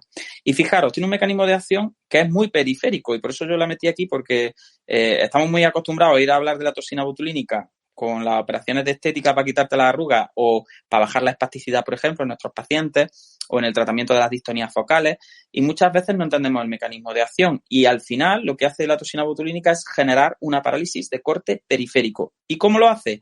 Pues lo hace yéndose a la placa motora y bloqueando la conducción en la placa motora. Por tanto, no es que dañe al nervio directamente, pero lo que hace es evitar que las vesículas con el neurotransmisor, en este caso acetilcolina, porque estamos hablando de músculo esquelético, se rompan y puedan activar a la fibra muscular. Entonces, lo que genera es como un bloqueo en esa placa motora y hace que el nervio no se pueda comunicar con la fibra. Por tanto, ¿cuáles son los signos? Pues pérdida absoluta de toda la capacidad de contracción muscular de las fibras que han sido afectadas por esta toxina. Y entonces lo que nos vamos a encontrar es con parálisis de corte periférico, con todos los signos negativos de los que hablábamos antes, pero con la mala fundinga de que como la bacteria está por ahí rulando por nuestro cuerpo y está produciendo toxinas, eso se va difuminando, se va distribuyendo y va generando una parálisis periférica generalizada. Tenemos muy entendido que los nervios periféricos sirven para inervar la musculatura, el bíceps, el tríceps y todas estas cosas, pero los nervios periféricos también llevan la inervación de las vísceras y también llevan parte de funciones tan importantes como son pues, el control diafragmático, la regulación del latido cardíaco, etcétera. Por tanto, si tú tienes una infección de este tipo y tienes toxina botulínica por ahí a tutiplén, como se dice en mi pueblo, pues al final muchos pacientes morían de una parada respiratoria y ya os digo, era una enfermedad terrible. Entonces, yo creo que es un ejemplo muy interesante de cómo un mecanismo infeccioso puede bloquear la conducción en la placa motora y generar una parálisis de corte periférico afectando al periférico pero sin afectar a la estructura del nervio. Es decir, sin los nervios no es que se corten ni se degeneren, es simplemente que no pueden lanzar el neurotransmisor para activar a la placa motora. Y a mí me parece muy interesante, sobre todo por el uso que se hace, ya te digo, en clínica, pues prácticamente todos nuestros pacientes con hipertonía pues tienen tratamiento con toxina botulínica, que al final es una infiltración local de este agente y entonces bloqueando las placas motoras hace que no pueda llegar la contracción que genera la hipertonía desde la segunda motoneurona hasta las placas motoras que son bloqueadas por esta toxina. Por eso tiene una vida media de en torno a 6 meses, a los 2-3 primeros meses cuando más se nota el efecto y luego como que va decayendo porque se va perdiendo, es decir, no es curativa la toxina, sino que lo que hace es que bloquea las placas durante un tiempo y luego eso se retira y el funcionamiento del nervio vuelve a su ser porque, vuelvo a repetir, no hay un daño nervioso como tal. Entonces, fijaros qué cosa tan curiosa como te puede matar sin tocarte los nervios, dándote signos negativos nerviosos. Pero por suerte, bueno, no tengáis miedo porque las dosis que se pinchan en clínica están muy controladas, están ecoguiadas y bueno, y aparte de algún signo, alguna alteración que pueda haber, pues típica, ¿no? Cuando, por ejemplo, se pinchan distonías cervicales y se pincha un esternocleidomastoideo, pues que el paciente a veces ve una disminución de la salivación o ve algún problemilla así tragando porque el esófago se atonta un poco, pero ya se utiliza de forma clínica y de forma terapéutica, ¿no? No es la enfermedad, no es el botulismo del que yo hablo, que para mí es un buen ejemplo, vuelvo a repetir, de una parálisis de corte periférico que te puede llegar a acabar con tu vida. Así que si quieres, pues pasamos a desmielinizantes o algún ejemplo así de degenerativa, lo que a ti te apetezca. Si quieres, empezamos con las desmielinizantes. Estupendo, pues empezamos con desmielinizantes, Juan. Al final las desmielinizantes ya hice un pequeño spoiler antes de la importancia de la mielina, y si nos tenemos que ir a una clínica, todas las enfermedades desmielinizantes, si se caracterizan por un signo, es la disminución de la velocidad de conducción, ¿vale? Si esa mielina nos daba una serie de velocidad de conducción, nos permitía aumentar la velocidad de conducción, pues si nos cargamos esa mielina, si destruimos esa mielina, pues lo que vamos a tener es esa clínica. Por tanto, una de las primeras cosas que tenemos que tener muy en cuenta, las enfermedades desmielinizantes no son únicas del sistema nervioso periférico. Hay enfermedades desmielinizantes del sistema nervioso central, ¿vale? Pues el conocido, la encefalitis aguda diseminada, la típica esclerosis múltiple, ¿vale? Pero bueno, en este capítulo estamos hablando de sistema nervioso periférico, pues si tenemos que coger un de enfermedades desmielinizantes en sistema nervioso periférico, pues podríamos hablar del síndrome de Guillain-Barré, ¿vale? Al final, casi todas estas enfermedades, lo que se produce es una inflamación, un componente autoinmune por el cual se va a atacar y se va a dañar a esas vainas de mielina, ¿vale? Y esa es la que nos da la clínica de corte periférico, principalmente caracterizada por la disminución de la velocidad de conducción. Y en el caso de Guillain-Barré presenta una particularidad que es que normalmente los pacientes refieren, y normalmente en los informes médicos, en las historias clínicas, siempre se recoge como que ha habido una infección como unos 15 días, como unas 2 semanas previas a esa brote inflamatorio agudo, pero creo que todavía no se termina, obviamente creo que se entiende que ese brote inflamatorio produce ahí una alteración del sistema inmunológico y por eso se produce ese componente autoinmune. Entonces es verdad que no termina de hacerse, hay una correlación, pero no se termina de establecer una causalidad de por qué se produce esa correlación entre una infección previa y el síndrome de Guillain-Barré. Yo creo que principalmente si tenemos que definir enfermedades desmielinizantes, pues nos podríamos quedar con eso. Enfermedades que atacan a esa mielina, que no son específicas del sistema nervioso periférico y que tienen un componente autoinmune, ¿vale? Un alto componente inmune. Normalmente, pues el tratamiento pues suele ser un tratamiento de choque contra esa inflamación aguda. Normalmente son pacientes que se le meten bastante bolos de corticoides, bastante farmacología para evitar esa inflamación y suelen mejorar bastante bien. En el caso de que no fuera eso, pues normalmente el tratamiento médico consiste en una plasmaféresis, ¿vale? En eliminar esa sustancia y esas células inflamatorias de la sangre y intentar un poco resetear el sistema, por así decirlo. Después, otra cosa importante del síndrome de Guillain-Barré, aunque es muy poco, no es tan habitual, pero que puede cursar con problemas respiratorios, ¿vale? Con parálisis de musculatura respiratoria. De hecho, si tiene un inicio bastante agudo y un inicio bastante rápido, puede sorprender. Normalmente la clínica suele ser más pues de corte motor o de corte sensitivo a nivel de los miembros, pero si evoluciona muy rápido puede llegar a requerir intubación del paciente. Sí, al final pues volvemos a lo mismo. Lo que hay es un déficit de conducción por una pérdida de mielina. Es verdad que en el Guillain-Barré, yo creo que lo comentábamos el otro día, se van a hacer distintas distinciones porque al final las desmielinizantes en periférico parece que son todas la misma entidad, pero ahí hay entidades distintas porque hay pacientes en los que el componente inflamatorio es el que predomina, hay otros pacientes en los que hay también un componente degenerativo, hay pacientes en los que se produce un brote con una clínica muy florida en la que peligra su vida, en la que hay una afectación brutal pues durante ese brote inflamatorio, pero luego van remontando y van recuperando hasta cierto punto las capacidades y no vuelve a haber ningún otro problema. Entonces yo creo que al final con las desmielinizantes periféricas ocurre un poco como va a ocurrir con las centrales, ¿no? Con la esclerosis múltiple, que ya hay muchísimas clasificaciones y que prácticamente todos los años pues como que se va profundizando en el hecho de que, bueno, de que quizá la desmielinización y la pérdida de velocidad de conducción y el brote inflamatorio y tal es como lo más característico, pero que no, que posiblemente ahí haya varias enfermedades con etiopatologías distintas y que en unas, pues ya os digo, prime más un componente de brote, desmielinización aguda y recuperación. Haya otras en las que incluso puede haber varios brotes a lo largo del tiempo. Hay otras de corte más autoinmune que posiblemente sean genéticas y en las que pues, haya la mediación de algún factor externo que dispare una respuesta autoinmune exagerada que se mantiene en el tiempo.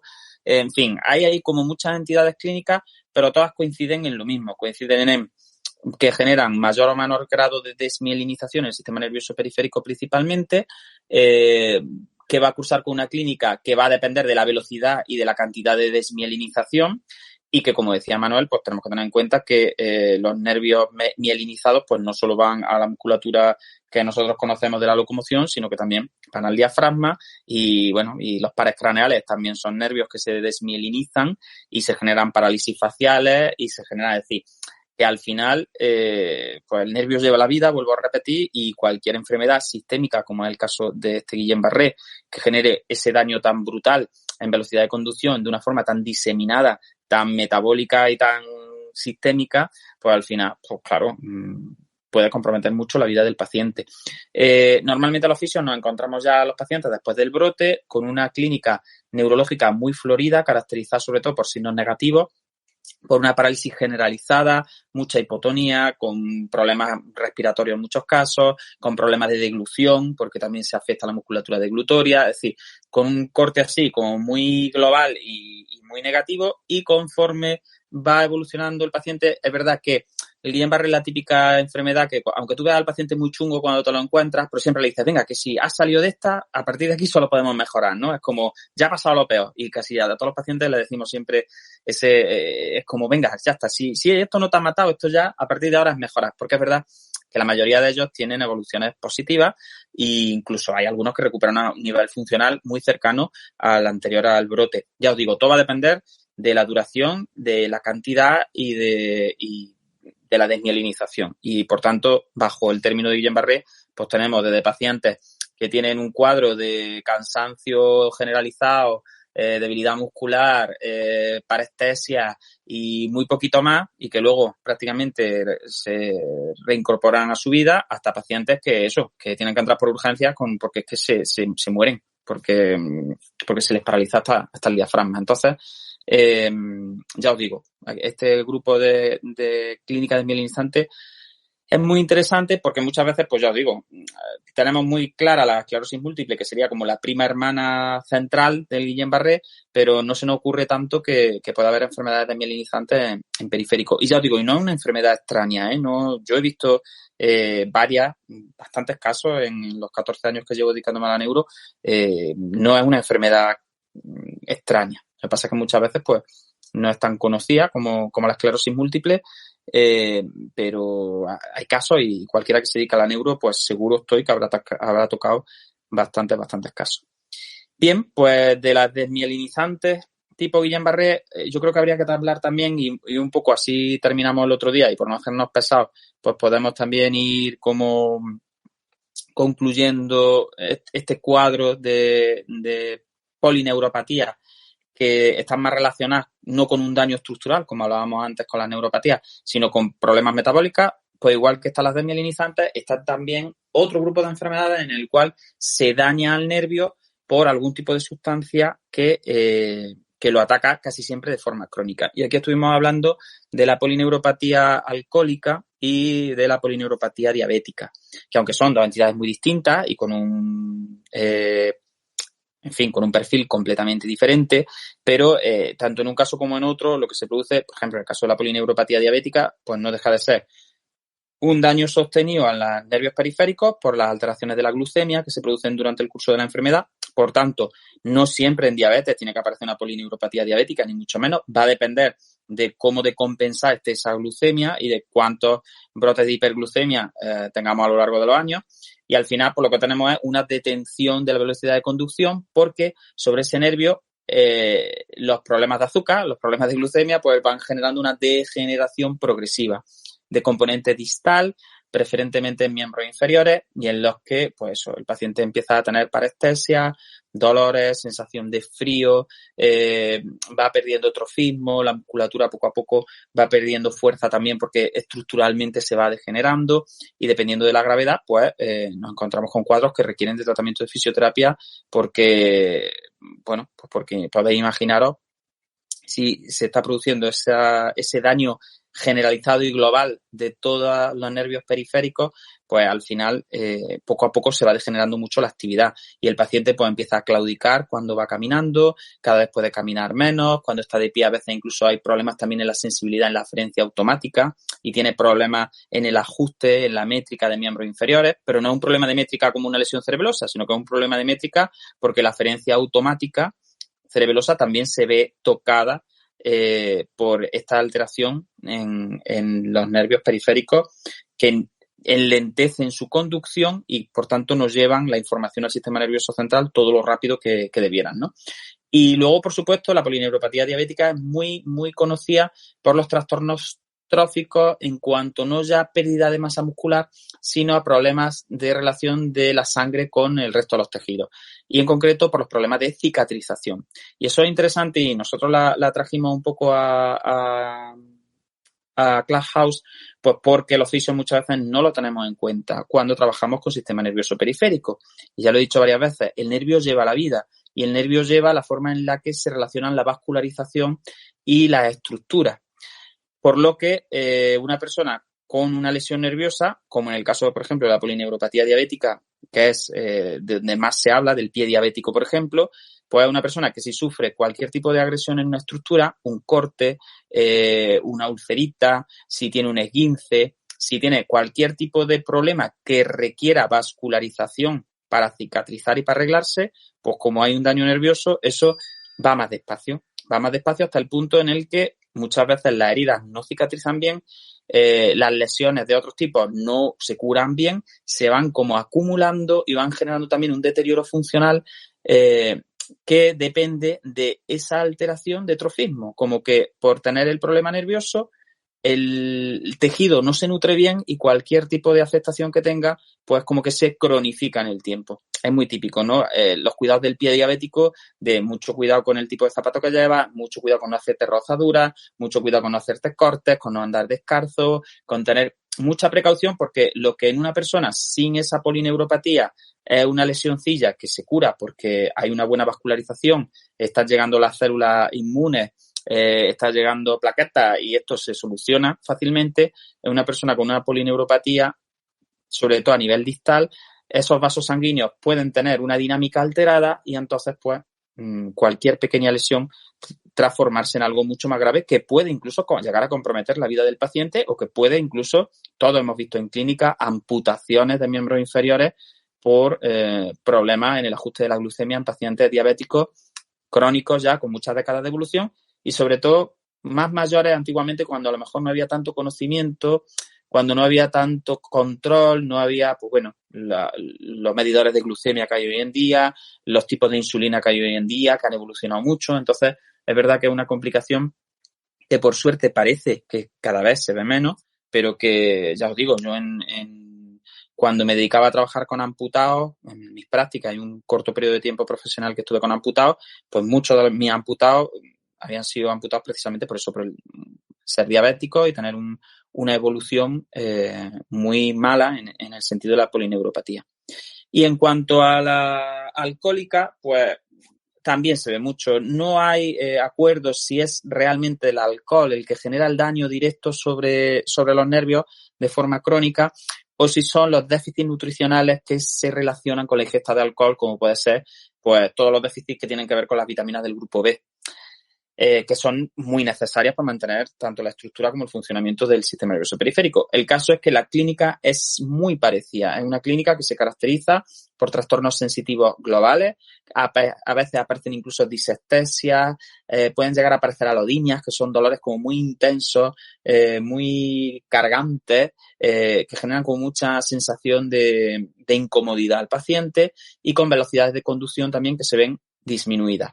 Atrofia generalizada de las zonas que están más afectadas y un patrón de déficit de corte periférico progresivo y degenerativo de manera global. También con componente distal, como en la gran mayoría de las polineuropatías de este tipo, más carenciales o más metabólicas, si queréis llamarlas, pero al final, pues lo mismo. Nos encontramos una pérdida de función brutal porque el paciente, pues igual, cuando empieza a caminar, pues tiene problemas de equilibrio y esos problemas de equilibrio no son por afectación directa de las zonas de equilibrio, sino que son por afectación de la aferencia de la información que no está llegando porque el cable, el nervio periférico, está sufriendo esos cambios estructurales derivados de la ingesta de alcohol mantenida en el tiempo. Entonces yo creo que esos dos ejemplos pues son muy clarificadores de que no todo en el sistema nervioso periférico es traumático, no todo tiene que ver con presiones o con que pasen cosas como desde agentes externos, sino que también, pues, al tratarse de un tejido tan noble, tan complejo y con esas demandas metabólicas, pues cualquier alteración de su metabolismo o de su estructura íntima, como en el caso de las desmielinizantes, pues va a dar también esa clínica, pero siempre respetando lo que dijimos al principio del capítulo, esa clínica de corte negativo en lo motor y en lo sensitivo, con luego esas alteraciones sensitivas típicas de este tipo de afectaciones. Ya os digo, los hormigueos, las disestesias y la sensación como de peso, de embotamiento, de acolchamiento y el frío son las más frecuentes. Así que, bueno, yo creo que ya más o menos las tenemos todas y podríamos hablar, creo que el miércoles pasado cerrábamos con, como a Pablo le gusta tanto, pues la podemos comentar también en homenaje, porque creo que fue su TFM de la quinta edición, de la polineuropatía del paciente crítico. No sé si te apetece comentarlo. Sí, pues como tú has comentado, Juan, al final el sistema nervioso periférico tiene una alta demanda metabólica. Entonces, cualquier cambio metabólico, tanto en el medio intra como extracelular, nos puede dar alteraciones de ese sistema nervioso periférico y esa es clínica. Entonces, como bien has comentado, se puede alterar tanto por tóxico, como has hablado del azúcar en el caso de la diabética, del alcohol, aunque no esté del todo clara, y también existen carenciales, ¿vale? Las carenciales son más no por un tóxico, ¿no? Sino porque falta una serie de nutrientes y quizás esas vitaminas del grupo B son las más frecuentes y pueden ser, pues, o bien por problemas secundarios al alcoholismo o bien muchas veces con dietas o con restricciones alimentarias muy potentes, que también es frecuente. Y ya cogiendo un poco pues lo que has comentado antes de la polineuropatía del paciente crítico, del paciente encamado, de los grandes encamados, se conoce con muchos nombres. Al final es una polineuropatía que es una de las complicaciones cuando los pacientes están bastante graves. Nosotros en neuro, al final, pues tenemos pacientes que a lo mejor por una hemorragia o por un estado de alterado de conciencia han pasado bastante tiempo encamados y es una de las complicaciones del encamamiento. Normalmente cuando se produce pues en la UCI o paciente que durante un tiempo prolongado pues no se levanta de la cama pues por un motivo médico que impide que se incorpore. Entonces, al final tenemos en ese paciente que se produce una polineuropatía, también así de predominio distal, con un componente sensitivo, motor, parestesia.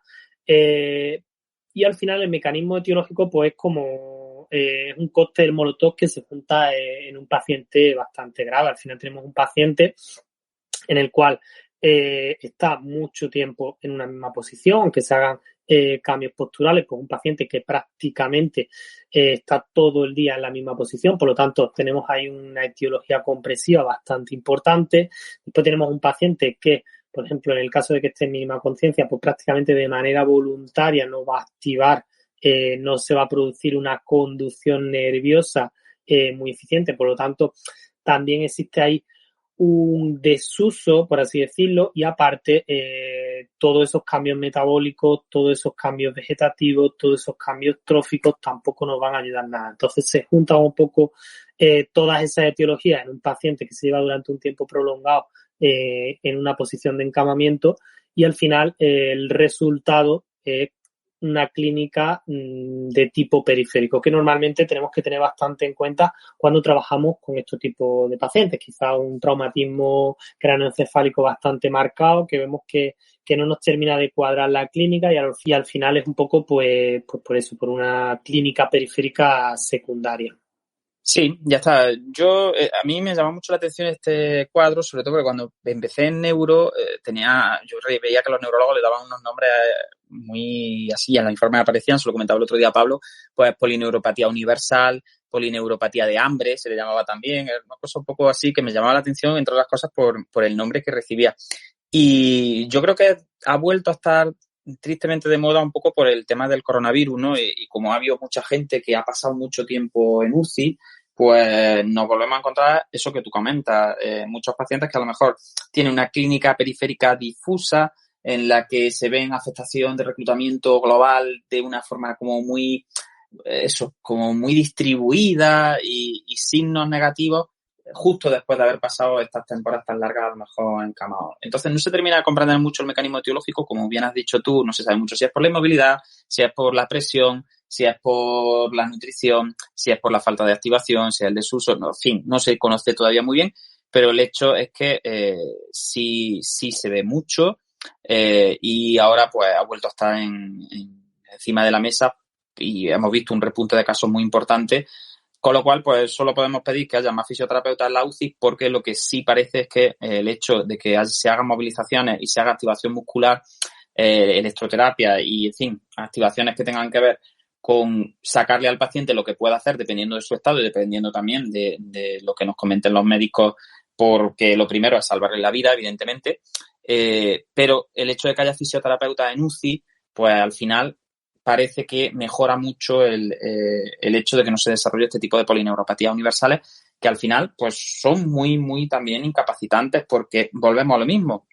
Una vez que se establece el daño nervioso, eso no llega nunca a recuperarse totalmente de una forma completa. Entonces, al final es verdad que son pacientes que han pasado por procesos muy gordos, pues por infartos, por ictus, por traumatismos craneoencefálicos gordos, lo que sea, y al final es como, bueno, bastante que ha sobrevivido, pero también es verdad que una polineuropatía de este tipo, pues no debería ser una complicación, es decir, bastante tienen los pobres ticos con lo que tienen, como para que encima aparezcan este tipo de cuadros. Así que yo por mi parte eso, pedí que se valore la figura del fisioterapeuta también en este tipo de sitios. No es que no se valore, sino que se promocione y que haya más capacidad de que los compañeros que están en la clínica pues puedan, en la pública, pues puedan tener una ratio más baja y puedan pues prestar más servicio a más gente y durante más rato y hacer tratamientos más intensivos para evitar que aparezcan este tipo de cuadros. Y que si aparecen, pues que se deriven al fisioterapeuta de neuro cuanto antes, pues para empezar tratamiento y para que haya una buena coordinación entre el personal facultativo, enfermería, fisio, es decir, que cuanto antes se empiece la activación y se empiece el tratamiento de este tipo de cuadros. Así que ya está. Yo creo que al final también es un toque un poco de actualidad de cómo hay enfermedades del sistema nervioso periférico como que van y vienen y ahora pues por desgracia nos ha tocado que volvamos a ver un repunte en la incidencia de este tipo de polineuropatía, pues porque hay gente que se ha pasado 3, 4 o 5 meses en la UCI por el puñetero coronavirus. Así que, bueno, Manuel, pues yo creo que por no hacernos pesados, estamos ya en más o menos el tiempo de programa que solemos hacer.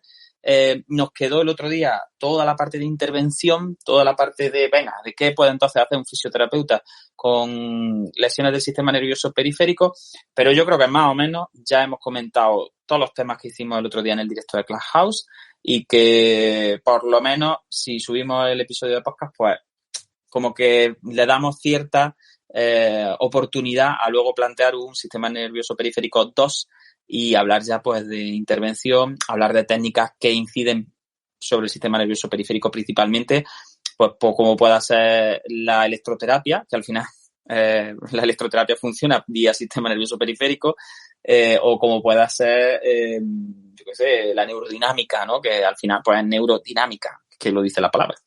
Así que yo creo que podemos dar por finalizado el episodio, agradecerte que nos hayamos marcado este Pimpinela y que hayamos hecho este rescate de episodio en el que posiblemente ha quedado mucho peor que el directo. Cuando lo escuche la gente que oyó el directo, pues estará de acuerdo, pues porque al final nosotros somos 2 y en el directo fuimos 7, 8 y hubo muchas más voces, muchas más opiniones, hubo mucha más experiencia clínica ahí puesta encima de la mesa.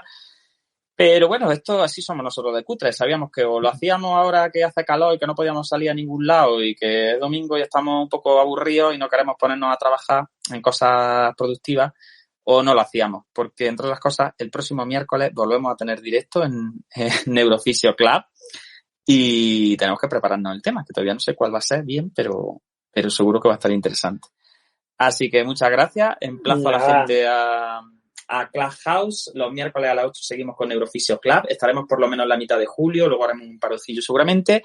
Y también vamos a ir colgando actividades para mecenas. Así que os animo a que hagáis fan del podcast en iVoox y que podáis acceder a estos capítulos que vamos a ir colgando en exclusiva pues para la gente que dé una donación chiquitilla a la fundación. Así que, Manuel, te dejo cerrar el programa y ya está. Y a ver qué tal queda esto. Esperemos que por lo menos hayamos rescatado algo y sea potable este episodio. Sí, obviamente, como tú comentas, el directo tiene otras cosas, el directo tiene más interacción. Aquí al final creo que nos va a quedar un capítulo un poquillo más frío, pero bueno, esperemos que por lo menos a nivel teórico hayamos abordado y hayamos tocado, que era lo que intentamos, la mayor parte de temas, sobre todo en cara a esa intervención, a ese segundo capítulo que yo creo que le va a interesar bastante. Pues nada, como bien has comentado, invitar a todo el mundo que quiera a los directos de Clubhouse de los miércoles a las 8, que por lo menos 2 o 3 semanillas más vamos a estar hasta que termine hasta que hagamos un paroncillo por verano. Y nada, agradeceros a todos los que nos estáis escuchando en el podcast, agradeceros a todos los mecenas y emplazaros pues este miércoles a las 8 de la tarde, que todavía no sabemos temas, pero que seguro que será muy muy interesante. Así que nada, muy buenas tardes a todos y nos vemos en el siguiente capítulo de Neurofisio Club. Hasta luego, adiós.